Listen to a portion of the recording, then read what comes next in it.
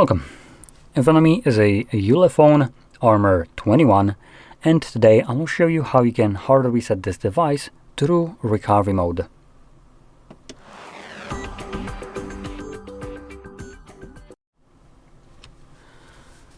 Okay, so to get started, I'd want to quickly mention a couple of things. Well, before I'm going to pop out the SIM card and all that jazz right here, just so it doesn't pop out, just because I don't want to forget about it.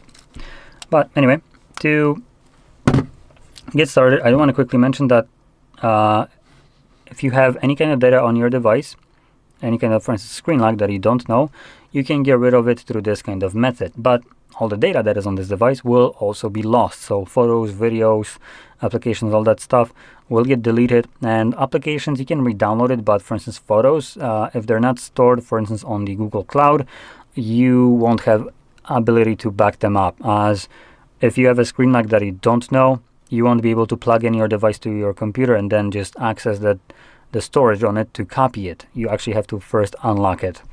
So that's a bit of a downside, but if you can't unlock your device, it's not like you can still access those photos there anyway, so you might as well delete them and actually have still access to your phone. So that's one thing. And if you do have access to your device, you can go into the settings and let's just quickly go there, and close to the bottom and system, you can go into backup and back up your device right here. Now I don't have a Google account, as this is going to be using Google account to back up all your data. All is a actually generous way to describe it. It's actually not going to back up all your data. So I most likely will, or not most likely, I will always recommend using some alternative methods to backing up your data. If you're resetting this device maybe because you get a new one, then I would probably recommend checking out if the new device has any kind of clone phoning application already with it. As an example, phones like Oppo, Realme, OnePlus, and Vivo all use Clone Phone as an app, which you would just need to download on this device, and you would be able to then move all your data painlessly, super fast and easy from one device to another. Other devices, for instance, like Xiaomi, use Mi Mover, while, for instance, Samsung uses Smart Switch. So just make sure that you find whatever the other device uses as an application for cloning, and you can use that. Not every app or not every phone will have such an app. So, for instance, ULEFONE does not have such an app. Heads up. And you would basically be downloading an application of a phone that you're moving the data to. So if you're moving it to Samsung, you would need the Smart Switch. If you're moving it to Xiaomi, Mi Mover as an example. And these only work one way. So if you download the Smart Switch for Samsung, you can't then have Smart Switch on here, which you do need to download to move from Samsung back to here. Just as a quick explanation. But anyway, once you have backed up your device through that way, which will be better, you're good to go. Now, explaining why I don't recommend using Google.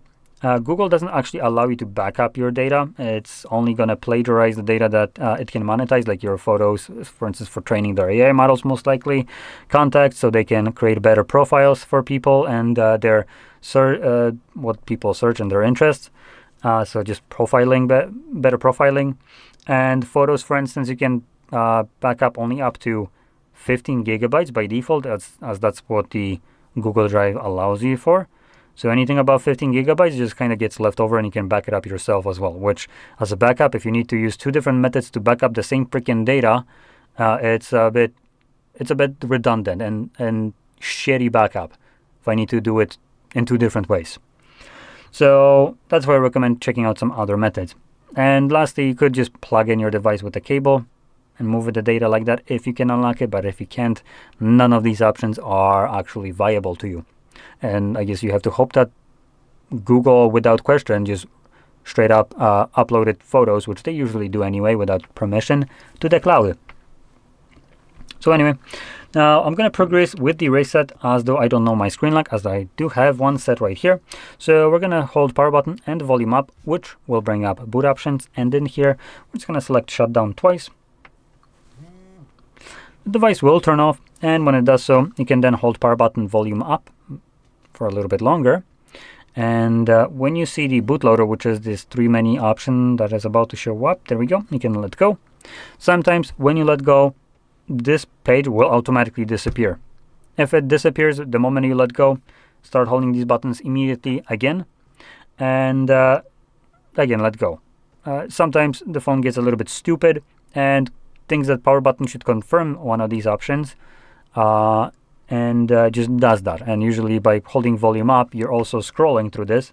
This is the same option you use for scrolling through the options. So what happens is by holding it, it scrolls down, selects normal boot, you let go, it leaves this mode. Like I said, a bit stupid.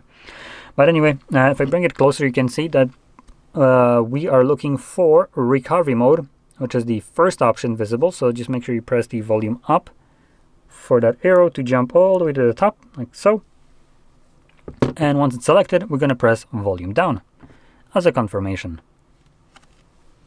Now it'll look like nothing is happening, as you can clearly see, and there we go. It, after a moment, just goes blank and then enters recovery mode. In this mode, using both volume buttons now, so down will navigate down and up will go up, you want to select wipe data factory reset, confirm it with the power button, then select factory data reset and confirm that. It's going to tell you that it's wiping data or formatting data, then data wipe complete, at which point reboot system now will be selected by default. So we just need to press power button to confirm that, which will continue resetting your device in the background. And once it's finished doing so, we should be presented with Android setup screen. So I'll be back once that is visible for me.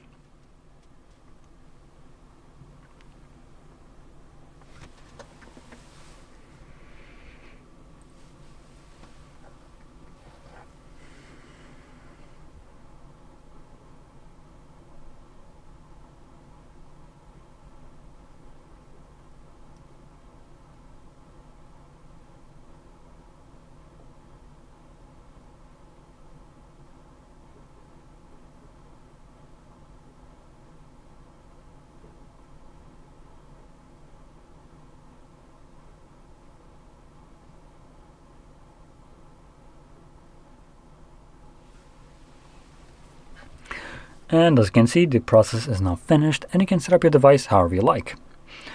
So if you found this very helpful, don't forget to hit like, subscribe, and thanks for watching.